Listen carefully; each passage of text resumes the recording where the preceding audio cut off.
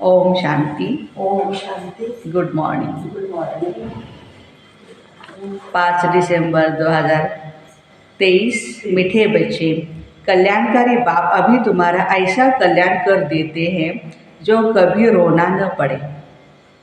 रोना अकल्याण व देह अभिमान की निशानी है। जब अकल्याण होता है, नुकसान होता है, यह देह अभिमान में आते हैं तो उसकी वो निशानी है। आज का प्रश्न है, किस अटल भावी को जानते हुए तुम्हें सदा निश्चिंत रहना है? उत्तर है, तुम जानते हो इस पुरानी दुनिया का विनाश अवश्य होना है।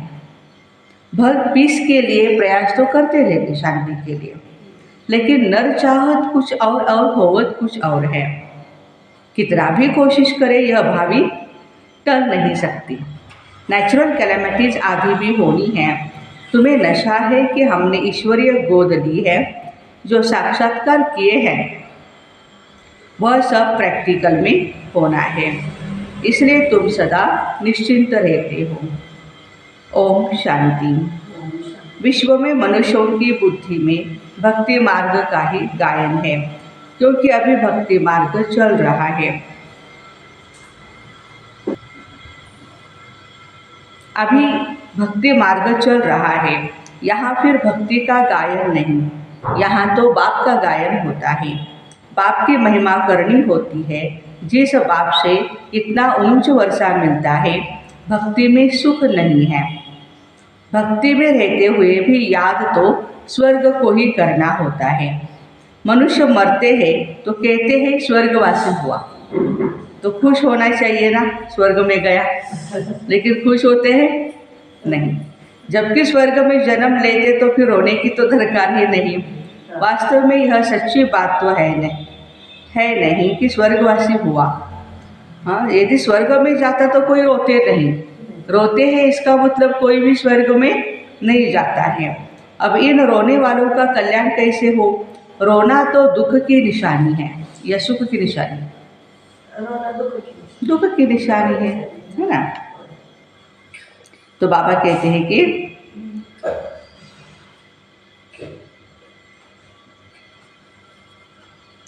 रोना दुख की निशानी है। मनुष्य रोते तो है ना, बच्चे जन्मते हैं तो भी रोते हैं। क्यों? क्योंकि दुख होता है। दुख नहीं होगा तो जरूर हर्षित ही रहेंगे। रोना तब आता है जब कोई न कोई अकल्याण होता है। सतयुग में कभी भी अकल्याण नहीं होता है, इसलिए वहाँ कभी भी रोते नहीं। अकल्याण की बात नहीं। यहाँ कभी कमाई में घाटा पड़ता है या कभी अन्न नहीं मिलता है तो दुखी होते हैं, दुख में रोते हैं, भगवान को याद करते हैं, आकर सभी का कल्याण करो। अगर सर्वव्यापी है तो किसको कहते कल्याण करो? परमात्मा यदि सर्वव्यापी है, हाँ, तो ऐसे परमात्मा को कैसे कहेंगे कल्याण करो? परमपिता परमात्मा को सर्वव्यापी मानना ही बड़े से बड़ी भूल है। बाबा है सबका कल्याणकारी, वह एक ही कल्याणकारी है तो जरूर सबका कल्याण करेंगे। तुम बच्चे जानते हो परमपिता परमात्मा हमेशा ही बच्चों का कल्याण ही करते हैं, मना फायदा ही करते हैं, कभी भी बच्चों का नुकसान नहीं करते हैं। अब वह परमपिता परमात्मा कब आए जो विश्व का कल्याण करे? विश्व का कल्याण करने वाला और तो कोई है नहीं। बाप को फिर सर्वव्यापी कह देते हैं। कितनी भारी भूल कर दी। अभी बाप अपना परिचय देते हैं, बच्चे मन मना भव, इसमें ही कल्याण है। इस सतयुग त्रेता में कोई भी हालत में अकल्याण होता ही नहीं। त्रेता में भी जबकि रामराज्य है तो वहाँ शेर बकरी इकट्ठे जल पीते हैं। हम राम सीता के राज्य की इतनी स्तुति नहीं करेंगे, क्योंकि 2 कला कम हो जाने से कुछ न कुछ कम मिलता है सतयुग की तुलना से। हम तो पसंद करते हैं स्वर्ग को, त्रेतायुग को भी नहीं, सतयुग को हम पसंद करते हैं। क्यों? बाबा ने स्थापन किया हुआ है, सुख ही सुख है उसमें 100%। उसमें पूरा वर्षा ही पाए तो बहुत अच्छा है। ऊंचते ऊंच बाप से वर्षा ले हम कल्याण करें। हर एक को अपना कल्याण करना है। कल्याण करना माना मुक्ति, जीवन मुक्ति पाना, श्रीमत पर चलना। बाबा ने समझाया है, एक है आसुरी संप्रदाय और दूसरा है दैवी। अभी एक तरफ रावण राज्य है, दूसरे तरफ है दैवी संप्रदाय स्थापन कर रहा हूँ। ऐसे नहीं कि अभी दैवी संप्रदाय है। आसुरी संप्रदाय को मैं दैवी बना रहा हूँ। कहेंगे दैवी संप्रदाय तो सतयुग में ही होता है, तो अभी तो ब्राह्मण संप्रदाय कहेंगे हमारा ना। इस संप्रदाय को दैवी संप्रदाय भविष्य के लिए बनाता हूँ। अभी है ब्राह्मण, दैवी संप्रदाय बन रहा है। गुरु नानक ने भी कहा, मनुष्य से देवता किए करत न लागी बात। परंतु कौन से मनुष्य है जिनको देवता बनाएंगे? वह ड्रामा के आदि मध्य अंत को तो जानते नहीं हैं। सृष्टि के आदि में जो लक्ष्मी नारायण श्रेष्ठाचारी है, वह भी आदि मध्य अंत को नहीं जानते, त्रिकालदर्शी नहीं है। आगे जन्म में त्रिकालदर्शी थे। कब? संगम युग पर ब्राह्मण जब थे, स्वदर्शन चक्रधारी थे, तब यह राज्य पद पाया। उन्होंने फिर स्वदर्शन चक्र दे दिया है विष्णु को। तो यह भी समझाना है, स्वदर्शन चक्रधारी हम ब्राह्मण है। तो मनुष्य आश्चर्य खाएंगे। वह तो श्री कृष्ण को भी कह देते हैं, विष्णु को भी कह देते हैं। यह तो जानते ही नहीं कि विष्णु के दो रूप लक्ष्मी नारायण है। हम भी नहीं जानते थे। मनुष्य तो हर बात में कह देते भाभी भाभी। जो होने वाला है उसको कोई टाल नहीं सकता है। जो होने वाला है उसको कोई टाल नहीं सकता है। यह तो ड्रामा है। तो पहले पहले बाबा का परिचय दे या ड्रामा का राज समझाए। जो नया बच्चा आता है बाबा के घर में, तो उसको क्या करना चाहिए? पहले बाबा का परिचय देना है, बाद में ड्रामा का। भी जब बाबा की याद हो, पहले पहले बाप का परिचय देना चाहिए। बेहद का बाबा शिव बाबा मशहूर है। रुद्र बाबा नहीं कहते, शिव बाबा नामी ग्रामी है। बाबा ने समझा है, जहाँ जहाँ भक्त है उन्हों को जाकर के समझाओ, और इजी हो जाएगा समझाने में, या वो भी अच्छी तरह से समझ लेंगे। अकबर में भी पढ़ा था ना, मनुष्य कहते हैं हिमालय की इतनी मल्टी मिलियन एज है। हाँ, हर एक जियोलॉजिकल जो होता है स्टडी, उसमें हाँ ये पत्थर कितने साल का है, ये पहाड़ी कितने साल की है, क्या है। अब हिमालय की कोई आयु होती है क्या? यह तो सदैव है ही। हिमालय कभी गुम होता है क्या? यह भारत भी अनादि है, कब रचा गया उसकी एज नहीं निकाल सकते। वैसे हिमालय के लिए भी नहीं कह सकते कि यह कब से है। इस हिमालय पहाड़ की आयु भी गिनी नहीं जाती है। ऐसे थोड़े कहेंगे आकाश की या समुद्र की आयु इतनी है। हाँ? हिमालय की आयु कहते हैं, तो समुद्र की भी बताए कुछ भी जानते नहीं। यहाँ तो तुमको बाप से वर्षा पाना है। यह है ही ईश्वरीय फैमिली। तुम बच्चे जानते हो, बाप का बनने से स्वर्ग के मालिक बनते हैं। एक राजा जनक की बात नहीं। जीवन मुक्ति में अथवा राम राज्य में तो बहुत होते हैं, सबको जीवन मुक्ति मिली होगी। तुम सेकंड में मुक्ति जीवन मुक्ति पाने के पुरुषार्थी हो। बच्चा बने हो, मम्मा बाबा कहते हो, जीवन मुक्ति तो मिलेगी ना। समझ सकते हैं, प्रजा तो ढेर की ढेर बनती जाती है। दिन प्रतिदिन प्रभाव तो निकलना है। यह धर्म की स्थापना करना बड़ी मेहनत है। वह तो ऊपर से आकर के स्थापना करते हैं, उनके पिछाड़ी ऊपर से आते जाते हैं। यहाँ तो एक एक को राज्य भाग्य पाने का लायक बनाना पड़ता है। लायक बनाना बाप का ही काम है। लायक बना, राज्य लेने के भी लायक। जो मुक्ति जीवन मुक्ति के लायक थे, सबको माया ने क्या बना दिया? ये 5 तत्व भी न लायक बने हैं, इसलिए बहुत ही नुकसान करते हैं। फिर लायक बनाने वाला बाप है तुम्हारा। अभी सेकंड जो पुरुषार्थ चलता है, समझते कल्प पहले भी फलाने ने ऐसा ही पुरुषार्थ किया था। कोई आश्चर्यवत सुनंती कथनती फिर भागंती भी हो जाते हैं, हरकती दे देते हैं, प्रैक्टिकल में देखते रहते हैं, यह भी समझते हैं विनाश सामने खड़ा है।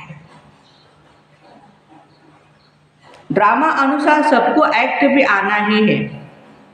नर चाहत कुछ और है और होवत कुछ और। वह चाहते हैं पीस हो, शांति, परंतु भावी को तुम बच्चे जानते हो, तुमने साक्षात्कार किया। वह भल कितना भी माथा मारे कि विनाश न हो, परंतु यह भावी बाबा कहते टल नहीं सकती, होना ही है विनाश। अर्थक्वेक, नेचुरल कैलेमिटीज, सब कुछ होगा, क्या कर सकते? कहेंगे यह तो गॉड का काम है। तुम्हारे में भी बहुत थोड़े हैं जिनको इतना नशा चढ़ता है और याद में अच्छी तरह से रहते हैं। सब तो परिपूर्ण नहीं बने। तुम जानते हो यह भावी टलने की नहीं। अन्न नहीं है, मनुष्यों के रहने के लिए जगह नहीं है, 3 पैर पृथ्वी के भी नहीं मिलते हैं। तुम्हारा यह है ईश्वरीय परिवार। और हमारे परिवार में कौन है? माता, पिता और बच्चे। बाबा कहते हैं मैं बच्चों के आगे ही प्रत्यक्ष होता हूँ, बच्चों को ही सिखाता हूँ। बच्चे भी कहते हैं हम बाबा की मत पर चलते हैं। बाप भी कहते हैं मैं बच्चों के ही सन्मुख आकर के मत देता हूँ। बच्चे ही समझेंगे, नहीं समझते तो छोड़ो, इसमें लड्डे की क्या बात है। हम परिचय देते हैं बाप का। बाप कहते हैं मुझे याद करो तो विकर्म विनाश होंगे, और स्वदर्शन चक्र को याद करो तो चक्रवर्ती राजा बनेंगे। क्या करने से क्या मिलेगा? बाबा को याद जितना हम करते रहेंगे हमारे विकर्म विनाश होते जाएंगे। और चक्रवर्ती को, चक्र को, सुदर्शन चक्र को याद करेंगे, 5 स्वरूपों का स्टडी करेंगे, उतना चक्रवर्ती राजा बन जाएंगे। मन मना भव, मध्याजी भव, बस 2 शब्दों में सारा ज्ञान है हमारा। बाबा का परिचय दो जिसे क्रिएटर एंड क्रिएशन का राज समझ जाए। मुख्य यह एक ही बात है, गीता में मुख्य यह एक ही भूल है। बाबा कहते हैं मुझ कल्याणकारी को ही आकर के कल्याण करना है। बाकी शास्त्रों से कल्याण नहीं हो सकता है। पहले तो सिद्ध करना है भगवान एक है। कौन सी बात सिद्ध करनी है? भगवान एक ही है। उनको तुम याद करते हो, तुम जानते नहीं। बाबा को याद करना है तो परिचय भी चाहिए उनका। कहाँ रहते हैं, आते हैं यहाँ सृष्टि पर या नहीं, उनका नाम क्या है, कर्तव्य क्या है, सब कुछ जानना है। बाप वर्षा तो जरूर यहाँ के लिए ही देंगे या वहाँ के लिए देंगे। यहाँ के लिए माना सतयुग के लिए ही देंगे ना, परमधाम के लिए थोड़ी देंगे। बाबा तो सन्मुख चाहिए। शिवरात्रि भी मनाते हैं। शिव तो सुप्रीम फादर है सब आत्माओं का। वह रचता है, नई नॉलेज देते हैं, सृष्टि के आदि मध्यांत को जानते हैं। वह है ही ऊंचते ऊंच टीचर जो मनुष्यों को देवता बनाते हैं, राजयोग सिखलाते हैं। मनुष्य कभी राजयोग सिखला न सके, हमको भी उसने सिखलाया तब हम सिखलाते हैं। गीता में भी शुरुआत में और अंत में मन मना भव मध्याजी भव कहा गया है। झाड़ और ड्रामा का नॉलेज भी बुद्धि में है, डिटेल में समझाना पड़ता है। रिजल्ट में फिर भी एक बात आती है, बाप और वर्षे को याद करना है। यहाँ तो एक ही बात है, हम विश्व के मालिक बनेंगे। विश्व का कल्याणकारी ही विश्व का मालिक बनाते हैं। स्वर्ग का मालिक बनाएंगे, नर्क का थोड़े मालिक बनाएंगे।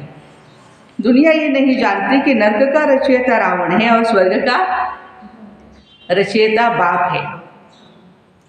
अब बाबा कहते हैं मौत सामने खड़ा है। वैराग्य दिलाने के लिए बाबा कहते हैं मौत सामने खड़ा है, सबकी वानप्रस्थ अवस्था है, मैं तुम्हें लेने आया। याद रहता है बाबा हमें लेने आए हैं। बाबा आए हैं ये पता है, लेकिन लेकर के जाएंगे, लेने के लिए आए हैं। तो लेने के लिए जो व्यक्ति आता है कितना देर रुका रहेगा? हाँ, बोलेगा चलो अभी हो गया टाइम, लेने आया हूँ, मुझे याद करो तो विकर्म विनाश होंगे, आत्मा मैली से शुद्ध हो जाएगी, फिर तुमको स्वर्ग में भेज देंगे। यह निश्चय बुद्धि से किसको समझाना है, तोते मुआफिक नहीं। निश्चय बुद्धि को फिर रोने की व देह अभिमान में आने की बात ही नहीं रहती है। देह अभिमान बहुत ही गंदा बना देता है। अब तुम देही अभिमानी बनो, शरीर निर्वाह अर्थ कर्म करो, वह तो कर्म सन्यासी बन जाते हैं सन्यासी लोग। यहाँ तो तुमको गृहस्थ व्यवहार में रहना है, बाल बच्चों को संभालना है, बाप को और चक्र को जानना तो बहुत सहज है। बाप को कितने बच्चे हैं, फिर उनमें कोई सपूत है तो कोई कपूत भी है, नाम बदनाम करते रहते हैं, काला मोह कर देते हैं। बाप कहते हैं काला मोह नहीं करो, बच्चा बन और फिर काला मोह करते हो, कुल कलंकित बनते हो। इस कामचिता से तुम सावरे बने हो, कामचिता पर थोड़े ही जल मरना है, हल्का नशा भी नहीं होना चाहिए विकार का।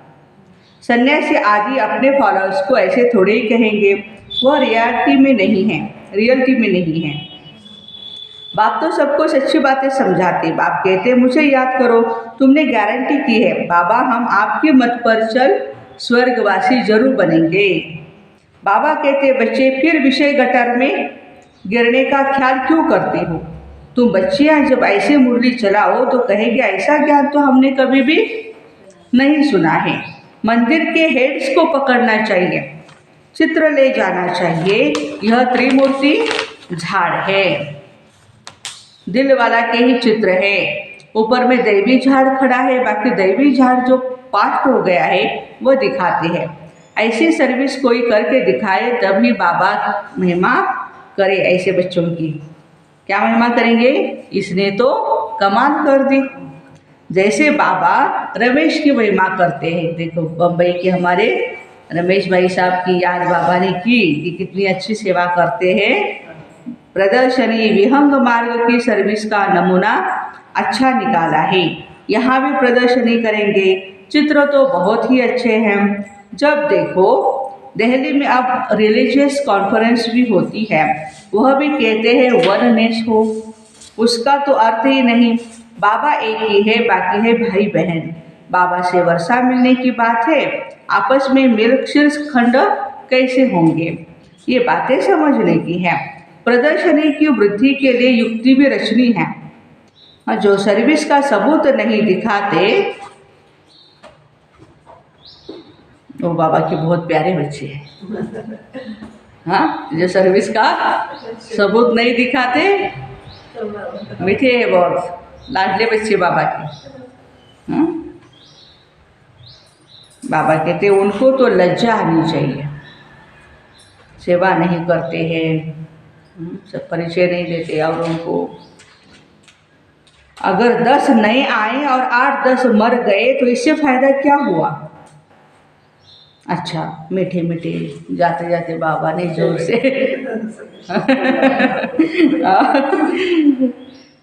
मीठे मीठे सिक्के दे बच्चों प्रति माता पिता बाप दादा का याद प्यार और गुड मॉर्निंग। रूहानी बाप की रूहानी बच्चों को नमस्ते। हम रूहानी बच्चों की रूहानी माता पिता बाप दादा को याद प्यार गुड मॉर्निंग और नमस्ते। वाह बाबा वाह, शुक्रिया बाबा शुक्रिया। धारणा के लिए मुख्य सार है, पहली पॉइंट शरीर निर्वाह अर्थ काम करते देही अभिमानी रहने का अभ्यास करना है। किसी भी परिस्थिति में रोना व देह अभिमान में नहीं आना है। दूसरी पॉइंट है श्रीमत पर अपना और दूसरों का कल्याण करना है। सपूत बन बाप का नाम बाला करना है। वरदान व्यर्थ संकल्पों को समर्थ में परिवर्तन कर सहज योगी बनने वाली समर्थ आत्मा भव। कई बच्चे सोचते हैं मेरा पाठ तो इतना दिखाई नहीं देता, योग ही नहीं लगता, अशरीरी भी नहीं होते हैं, ये सब है व्यर्थ संकल्प। इन संकल्पों को परिवर्तन कर समर्थ संकल्प करो कि याद तो मेरा स्वधर्म है, याद तो मेरा स्वधर्म है, मैं ही कल्प कल्प का सहज योगी हूँ। मैं ही कभी नहीं कहना कि मुझे मेरा योग नहीं लगता, मैं ही कल्प कल्प का सहज योगी हूँ। मैं योगी नहीं बनूंगा तो कौन बनेगा। कभी ऐसे नहीं सोचो कि क्या करूं, मेरा शरीर ही नहीं चल सकता, ये तो पुराना शरीर बेकार ही है। नहीं, वाह वाह के संकल्प करो, कमाल गाओ इस अंतिम शरीर की भी, जो सेंटर तक आने देता है, सेवा करता है, मुरली सुनने देता है, सब कुछ करता है। तो ऐसे शरीर की भी वाह वाह करो तो समर्थि आ जाएगी। स्लोगन है, शुभ भावनाओं की शक्ति दूसरों की व्यर्थ भावनाओं को भी परिवर्तन कर सकती है। शुभ भावनाओं की शक्ति दूसरों की व्यर्थ भावनाओं को भी परिवर्तन कर सकती है। तो ऐसे व्यर्थ संकल्पों को समर्थ में परिवर्तित कर सहज योगी बनने वाली समर्थ आत्माओं के प्रति, भाई बहनों के प्रति Om Shanti. Have a nice day.